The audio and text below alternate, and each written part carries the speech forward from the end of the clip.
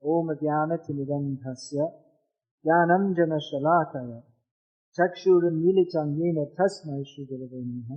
The festival today is in honor of Radha. Actually, in honor of her birth. Her birthday was on Wednesday. And we're celebrating it today due to the condition of modern life in which people are obliged to be servants of corporations and educational institutions rather than of God. So that when there's a festival, they have to go on serving their bosses. But in more enlightened cultures, when there's a festival, everything stops for that. It's not adjusted around the economic system. In modern society, it's back to front, inside out, upside down, in case you hadn't noticed. Anyway, we're celebrating it today. And we should celebrate every day. Actually, life is meant for celebration. Yeah, in San Diego they do that, but they don't know what to celebrate, and so they end up vomiting on the street after drinking too much. That's not celebrating. Life is meant for being happy. And Radha and Krishna come to show us what is real happiness. Real happiness is beyond the happiness of the senses, of the material senses, but real happiness is happiness on the level of the topmost love. So who is Radha, you may ask? Usually people, they first of all ask, well, who is Krishna? Well, when we understand that, that's a big job to understand who is Krishna. Krishna himself says in Bhagavad Gita that after many lifetimes of trying to find out, someone might find out who I am. When they do that, they surrender to me. Because, after all, he is the Supreme Personality of Godhead, or in the rather insufficient English word, God, or misused word. So we are supposed to submit ourselves to him.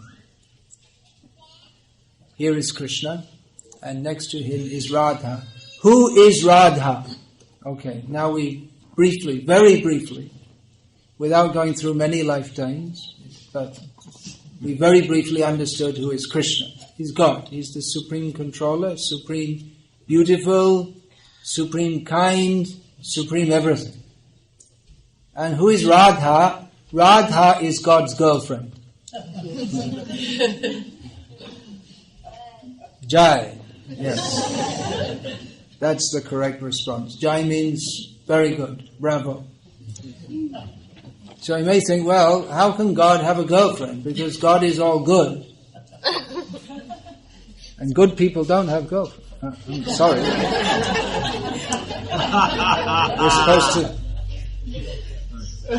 We're supposed to lead a moral life and be married. Well, Krishna's also married. In fact, he has 16,108 wives. You like to marry Krishna also? Then you'll have 16. You don't want to marry Krishna. You want to be servant of Radha, maybe? Yeah. Okay, that's better. All right. Well, 16,108 wives and more here and there also. And you may think, well, that's a lot of wives. It's enough trouble for me to try and handle one. But Krishna, he can do everything. That's the meaning of being God. And for him, if we think that's a lot, it's not that many. I mean, God can take any number of wives. But he also has his girlfriend, which is often misunderstood. Some people may think it's fairy stories. Some people may think that this is immoral. How can you worship such an immoral person? But actually, the worship of Krishna, Radha and Krishna, as we see here. We see here, you can see, here is Krishna, here is Radha. To our eyes made of meat and some black substance inside. I remember at school we had to cut up fish and see the black substance inside their eyes. So according to our fleshy eyes, these may appear to be statues. But actually here are Radha and Krishna directly in front of us. And unless we are iconoclastic, which means the type of people who like to smash deities, which we are not. You're not. You're inclined to Krishna. Otherwise you wouldn't be here, right? So even with our present eyes, we're not fully spiritualized, but we can see that Radha and Krishna are very beautiful. Is it not? They're very, very beautiful. And the devotees dress Radha and Krishna very beautifully. And Radha and Krishna give them intelligence how to do that, how to dress them very beautifully. And real spiritual life, beyond all imaginations and fascinations and apparent meditations, means simply to appreciate the beauty of Radha and Krishna and to serve them. And the more we do that, the more we can appreciate how beautiful are Radha and Krishna. So I request you to please come here regularly, because life is meant for celebration. And actually I've been here just a week, but I feel I'm part of the family here, the spiritual family. We celebrate every day by singing and dancing and playing musical instruments for Radha and Krishna and decorating them with beautiful clothes and beautiful ornaments. And in this way, by engaging in these spiritually joyful activities, we come to appreciate more and more how beautiful and how spiritually joyful are Radha and Krishna. So some people may criticize this, but this is not simply sentimentalism, and although at face value it may appear to be so, it is not at all immoral. In fact, anyone who thinks that Krishna is immoral, they are immoral. Krishna is the center. There is a vast theology to back this up. And this theology is not something that someone dreamed up.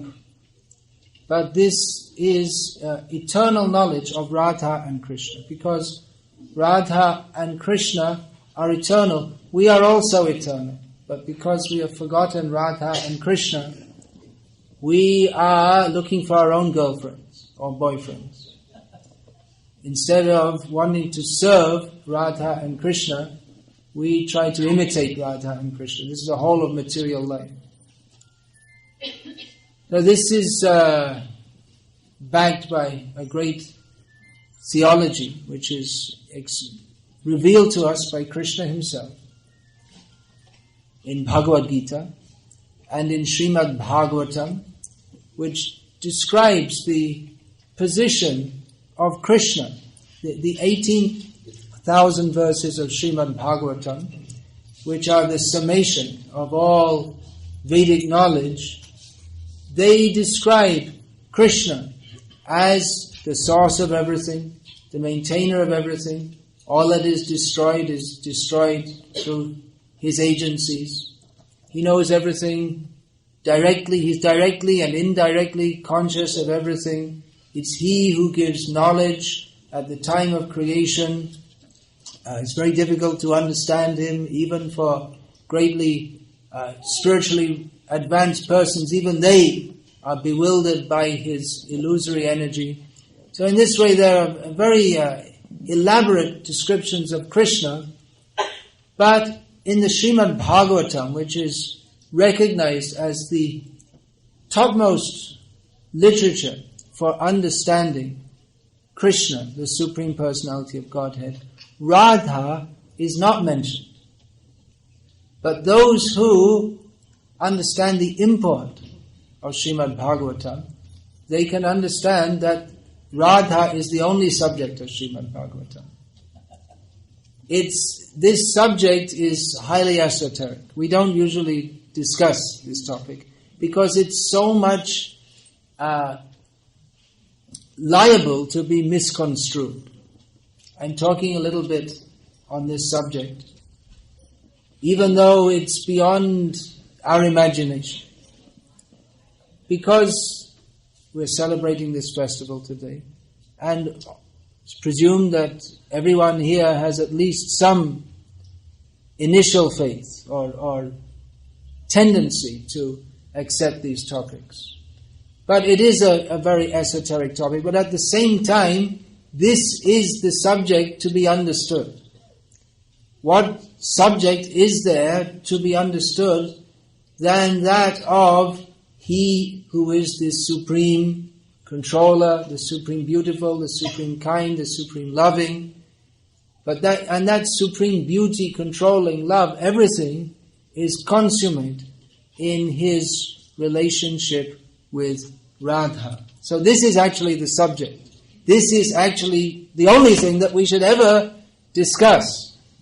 Spiritual life doesn't mean to become silent, but spiritual life means to be so enthusiastic, so full of love that we wish to discuss this, speak about this always. But that love, it's not as is sometimes conceived of as some kind of cosmic or undirected, vague love. But Krishna, the reservoir of all pleasure, He is the object of love, and we worship Radha together with Krishna because she is the supreme lover of Krishna, and Krishna loves her. He loves everyone. Krishna loves everyone, but He loves her more than everyone. There are unlimited living beings. Even in this one universe, there are unlimited living beings. Even within our own body, every cell is a living being. There is a soul in every cell in our bodies. How many? Unlimited in this one universe. In Vedic understanding, from Vedic understanding, we know there are many, many universes in the material world, and they're all full of living beings.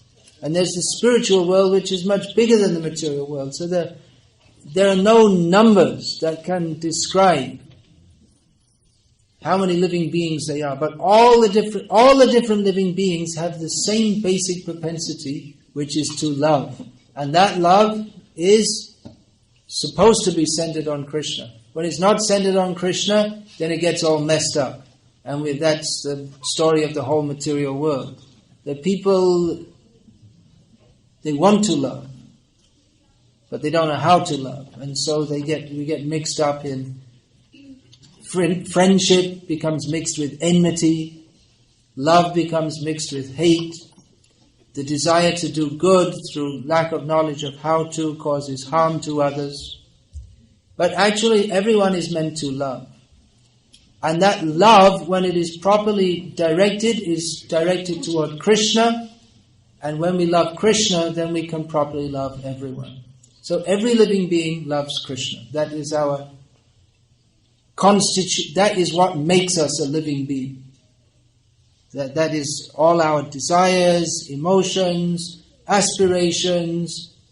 It's all meant for love. And that love, when it's properly directed, it's toward Krishna. And when it's not properly directed, then we're in a mess. So that love is to be directed toward Krishna. Everyone loves Krishna. But the love of Radha for Krishna is like a huge, huge mountain. And the love of all living beings, unlimited living beings put together, is like a little grain. So we can hardly imagine what is the love of Radha for Krishna. Therefore we don't discuss very much, publicly at least. It's a highly esoteric subject, and it appears to be something like the boyfriend-girlfriend relationship in the material world. But this material world is understood to be a perverted reflection of the spiritual world. So the boyfriend-girlfriend affairs in this world, although they appear to give some pleasure, ultimately they end in frustration. But in the spiritual world, it is Ananda Chinmaya Rasa, just the emotional taste of ever-increasing spiritual bliss that is beyond description. Nevertheless, there is an attempt to describe it. So, the affairs of Radha and Krishna, actually there are many beautiful narrations of the games that Radha and Krishna and all the inhabitants of Vrindavan, which is the transcendental spiritual land of Radha and Krishna's loving affairs, there are many, many narrations of their loving pastimes. But to become qualified to really enter into that, we have to go beyond the desire to have our own loving relationships with ourselves in the center. So, pure theism, or the highest platform of spiritual love, is to recognize Radha Krishna.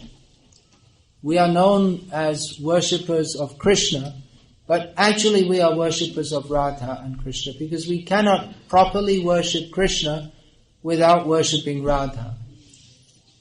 Because her love for Krishna is so much that we can properly channel our service or our love to Krishna through her. And she is very kind and compassionate. She is the tender, feminine counterpart of the Supreme Personality of Godhead. So if we approach her and offer that I am unworthy, I'm very small, but I'd like to serve Krishna. So she's very happy because she only wants Krishna's happiness. Therefore, when we approach Radha and ask that you please accept me to serve Krishna, then Krishna will very easily accept us. And Krishna, although he is the supreme controller of everything, he's the center of everything, he feels Radha to be more important than himself. Therefore, if we worship or approach Radha, we can very easily approach Krishna. So the worship of Krishna is perfect and complete when we recognize that Krishna himself, who is perfect and complete, is only perfect and complete because of Radha. He himself feels himself imperfect and incomplete without Radha. So this is the real answer to all mundane philosophies, including those of feminism, which is very prominent in the modern world, the tension between the genders and who will be on top. But actually, the real answer is that male and female in this material world should both be underneath, and Radha and Krishna on top. This is proper feminism, or the best feminism, or that which will actually satisfy us, is to understand that the supreme truth is complete within both the male and the female aspect, and although the male aspect appears to be supreme and is worshipped as supreme, and we could say we can philosophically understand him as supreme, but the subtle, feminine potency, who is fully spiritual, that means beyond the likes and dislikes and the tensions and fears of this material world, she actually controls Krishna by love, by her subtle love for him. And therefore our existence is complete by worship of the supreme truth in both the feminine and the masculine aspects together. That is Radha Krishna. But today we are especially, every day we worship Radha and Krishna together. But today this festival is especially for remembering Radha. But remembering Radha means to remember Krishna. And if we properly remember Krishna, then we have to remember Radha. And we can worship them both properly by, in their deity form, offering them fruit, flower. Very simple. They're supreme, but they're not snobbish. If we offer them with love, fruit, flowers, simple things, which can be got anywhere, they're very happy, they're very pleased. If we offer it with love. So to worship them is very simple, and the way that everyone can worship them is by chanting their names. Hare Krishna, Krishna Krishna, Hare Hare, Hare Rama, Rama Rama, Hare Hare. Hare means, O Radha. One name of Radha is Hara. Radha's name should come first. Because Krishna is to be approached through Radha. So, Hare Krishna. We are praying, O Krishna, O energy of Krishna, please engage me in your service. This is the perfect way to worship Radha and Krishna, which everyone can do, even if they're not a great scholar, even if we don't have facility to worship the deity. Anyone at any stage, however fallen we may be, we can chant these names, and because Radha and Krishna are very merciful, they will accept us. One great devotee of Radha and Krishna has prayed that we may ask, well, what is the result of chanting the name of Krishna? So this is answered. Krishna nama gane bhai radhika charana pai. By chanting the name of Krishna, by singing the name of Krishna, we attain to the lotus feet of Radhika. Radhika is another name for Radha, a very intimate name. It literally means little Radha. So it's an affectionate name. Generally the devotees of Radha say Radhika. It's a very affectionate form of saying. And Krishna nama, Radha nama gane Krishna Chandra. And by chanting the name of Radha, we attain Krishna Chandra. Another name for Krishna, Krishna Chandra. Chandra means the moon. So Krishna is beautiful like the moon. It's an analogy. Krishna is much more beautiful than the moon. But because the moon is beautiful, he's compared to the moon. The beauty of the moon comes from Krishna. But what can we do? Language is incomplete and imperfect, but we try to utilize it to explain that which is unexplainable, the beauty of Radha and Krishna. So by chanting this Hare Krishna mantra, Hare Krishna, Krishna Krishna, Hare Hare, Hare Rama, Rama Rama, Hare Hare, we attain the service of Radha and Krishna. If we chant, the nature of this spiritual chanting, it's not a material chanting, it's a spiritual chanting. The nature of chanting the names of Krishna or any great personalities, we sing the name Jai Prabhupada, then Krishna, his presence actually enters within us. We feel his presence. So by chanting the names of Radha and Krishna, we become spiritualized, we feel their presence, and particularly as we chant attentively and with feeling and in a prayerful mood. If we just chant Hare Krishna, even that, with just inattentively or whimsically, still there's benefit. But if we chant with feeling that, please Radha, engage me in the service of Krishna, please Krishna, engage me in the service of Radha, then they actually enter into our being and spiritualize us, so that gradually we have no other thought than to serve Radha and Krishna. And that is the perfection of life. That's all. It's very, very simple. Hare Krishna. So if anyone has any question or comment or would like to learn how to serve Radha and Krishna more, you may please ask about that. Yeah. So when we offer prayers, should we offer them to Radha first? Should we offer prayers to Radha first?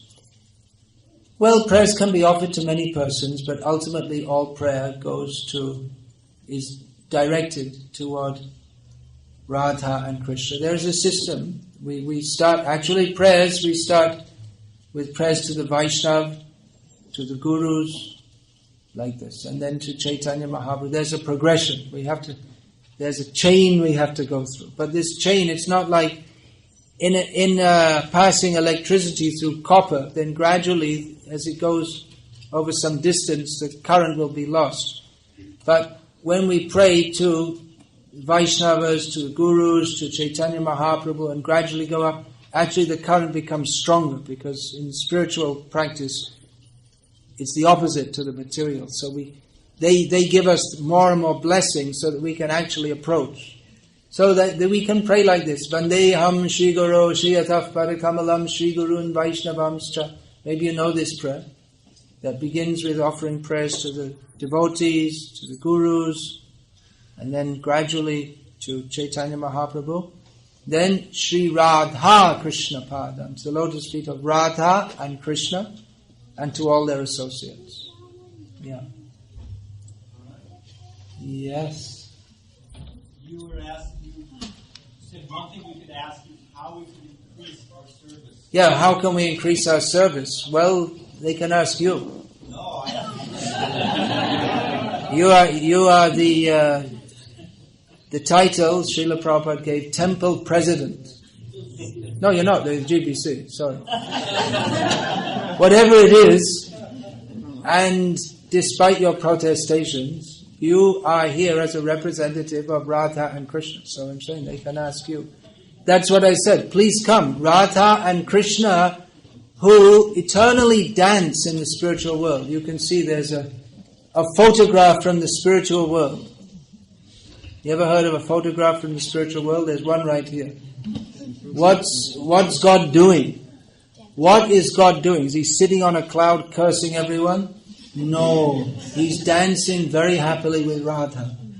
So here's the photo of the window into the spiritual world. He's come here to San Diego, which is not the spiritual world, to make it into the spiritual world. But you please come here and serve Radha and Krishna in their dancing. And not only dancing. Radha is cooking for Krishna, and then the Krishna's friends, they give him food. They sometimes steal his food also. There are many things to do in serving Krishna. Stealing Krishna's food, that you have to become more advanced, because that's only for intimate friends. And that's not for now. But this temple is meant, Radha and Krishna have come to present that here we are. We love you. We want you to reciprocate that love by coming and offering something. So please come regularly. As I said, we have a festival every day here. Every morning we're up early, dancing and singing, or cooking for Krishna, offering for all the cooking for Krishna. That's all done by Radharani. She's the cook. She cooks. She dances for Krishna. She cooks for Krishna. Everything for Krishna. She's expert. So if someone is expertly cooking for Krishna, we know that they've got the mercy of Radha. That's what they always say. In Bengal, at least. If someone is cooking nicely for Krishna, they understand this is Radha's mercy, because she's cooking for Krishna. And in Vaikuntha, Lakshmi is cooking for Krishna. So that's the standard. In the temples in South India, when they're cooking, they're saying, there's this Lakshmi's department. So many ways we can serve Krishna. Come here sometimes, sing for Krishna, chant the names of Krishna, read about Krishna in Bhagavad Gita. That's one way to serve Him. There are so many ways. But if you want to know, then you may take some guidance also in a systematic way how to serve Krishna. Love is, sometimes we think, well, it's just a feeling, but there's a systematic ways to be trained into how to serve Krishna. It's love, but it's not just whimsical. There are certain things. Love means to serve someone. That's the symptom of love. It doesn't mean, in this world we think love means to enjoy someone. Oh, I enjoy being with you. But love means to serve someone. To serve means to know what they like. So to serve Radha and Krishna means to know what they like. And to act in that way. Now I'm going to ask something from the Hindi-speaking people here. In the Indian shops, do they have arbi? Arbi. That's Radharani's favorite vegetable. So you can offer this. You can bring this to the temple. You didn't know that, maybe. In Bengali, it's called kochu. I don't know what it's called in English. I don't think it is in English. They don't have a name in English. But anyway, that's something you can do. The Lokajit knows how to do it. Yeah, who is that? Yes, please.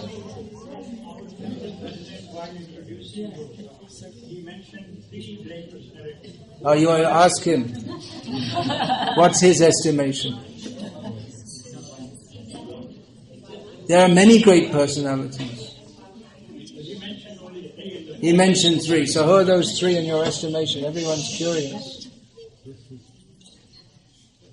I'll say that at the end. Oh my gosh, that's good. All right, keeping us all in suspense here. Yes, please. Maharaj, would you be able to tell us pastime of Srimati Radharani? Pastimes. Yeah, I didn't say any. I said there are many. Srila Prabhupada was quite cautious about this. Quite cautious. He didn't tell many pastimes. Hardly. He presented them in his books, and he wanted that the books of the Goswamis, which are full with many pastimes of Radha and Krishna, that they be translated. But at the same time, he was quite cautious about discussing this. Anyway, there are so many. What is the position of Radha? Yeah, when we say the girlfriend of Krishna, then we may think, well, there's something wrong. Something wrong there.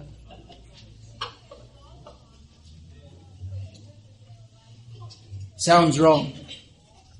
And especially when it's understood that superficially Radharani is married to someone else other than Krishna. Of course, that in itself is a disputed point, even among great devotees. But superficially she is married to someone else. So there was... Radha appears to be unchaste. And this is... Much of Radha and Krishna's pastimes, they center around this. This is the... Actually, that's why it's difficult to discuss this, because it is highly esoteric and difficult to... It's very easily misunderstood. But the lila, or the love games, or the loving affairs of Radha and Krishna, they center around this point that superficially Radha is married to another man, and then she's always trying to get out of the clutches or the cautious control of her relative, so she can come to Krishna. They suspect, but they never... By Krishna's yogamaya potency, or that which arranges his pastimes, Radha is never actually caught, although it's often a close shave. Or if she is caught, even if they are caught, but it seems that by the yogamaya or covering potency, it's not revealed. So, Radha, there's suspicion that she's unchaste. So one pastime was enacted. That Krishna apparently one day was sick. Krishna's never sick. But it appeared so. Then many of these pastimes, you have to see, it's all arranged by Krishna's potency so that it appears thus. So Krishna appeared to be sick, and Mother Yashoda, Krishna's mother, asked, then how one doctor who is actually Krishna in another form, who arranged this to show the position of Radha. He told Yashoda that the only way that Krishna can be cured is if he drinks water. You have to bring water from the Yamuna river in a porous pot. Because in the days before turning on the faucet, it's called in this country, and the water comes out, people would go to the river or the well and bring a clay pot. And that's still going on in many parts of India today. So the clay pot every clay pot is to some extent or other porous, but some are too much. So that even when it's first used, by the time you dunk it in the river and bring it to your house, drip, drip, drip, drip, drip, drip, and it's empty. So it becomes useless. It's a useless pot. So the doctor said that Krishna can only be cured by water that is brought from the Yamuna in a porous pot, and the only person who can do that is a fully chaste woman. So Yashoda went to the home of Radharani, where her mother-in-law and sister-in-law live, and because they are known as being very chaste. They're very upright and they're very protective of Radha. They don't want her to give a bad name to the family. So they were asked, so you please, my son is very sick. He needs to drink water that's brought from the Yamuna in a porous pot. She brought a porous pot. And it requires a chaste woman to do that. So they said, well, how is that possible? If a pot's porous, then the water won't stay in it. You see, you bring the water, drip, drip, drip, drip, drip, drip, drip. It just seeps through the clay, and there's nothing left. So anyway, Kutila tried, and it didn't work. And then Jotila tried, that's the mother-in-law and sister-in-law, and it also didn't work. And the doctor said, the only one who can do it is Radha. And then how Radha? How can she be chaste? We know that she's attracted to Krishna, which isn't proper. So Radha went to the river and remembered Krishna and prayed to Krishna that, please Krishna, help me, because if I can't do this, then it'll appear that I'm unchaste. So Krishna himself entered that pot and made it such that the same pot which no one could bring water in, only Radha could bring that. Which proves that actually, that it's only a show that Radha is unchaste. Actually, she's the only chaste person. And someone who thinks they're very moral, that I have my wife, if we think it's my wife to be enjoyed by me, that is immoral. Because everyone is meant for the enjoyment of Krishna. So Radha brought the water and Krishna was cured.